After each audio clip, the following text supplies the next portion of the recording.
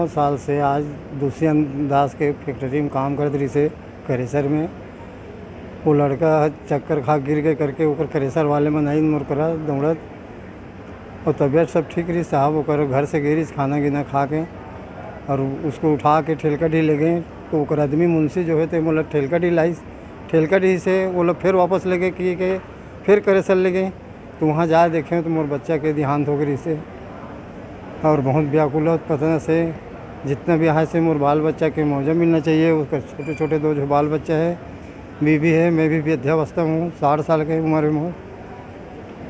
और ना मालिक आज तक से कोई ध्यान दे थे, न शासन प्रशासन से मुझे कोई राशि नहीं मिले, न कोई जांच वाले नहीं है, न कोई उसका पोस्टमार्टम में होते हो कि रिपोर्ट के कोई समाचार नहीं है, खबर नहीं है। मैं सब चीज़ मुझे मिलना चाहिए, ये मैं शासन से अनुरोध करत हूँ, विनय करत हूँ कि मोर बाल बच्चा के मुआवजा राशि मिलना चाहिए। आश्वासन करे रही से आश्वासन करके मुझे झूठला हुआ आश्वासन दे के बरगला के मोर आज मतलब पूरा इतने दिन तक से रोक के आज तक से पूछने के नहीं गए इसके खाना खाए कि नहीं खाए, बाल बच्चा कैसे है, ये कोई मुला आज का तक के मुला कोई पूछने वाला भी नहीं है साहब। तो उचित कार्रवाई होना चाहिए, करेसर के भी जांच होना चाहिए।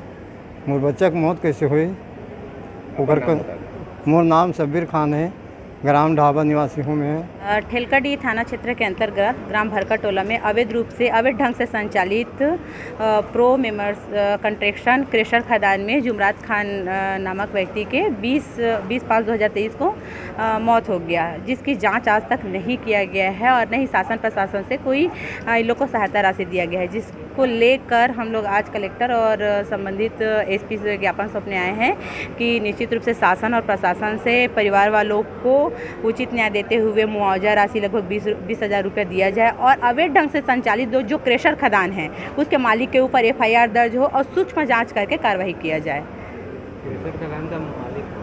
क्रेशर खदान का मालिक जो है कथित मैं ज़्यादा जानकारी तो नहीं है, लेकिन परिवार वाले और गांव वाले के माध्यम से और मीडिया के माध्यम से मुझे पता चली है कि दुष्यंत दास वैष्णव उसका नाम है।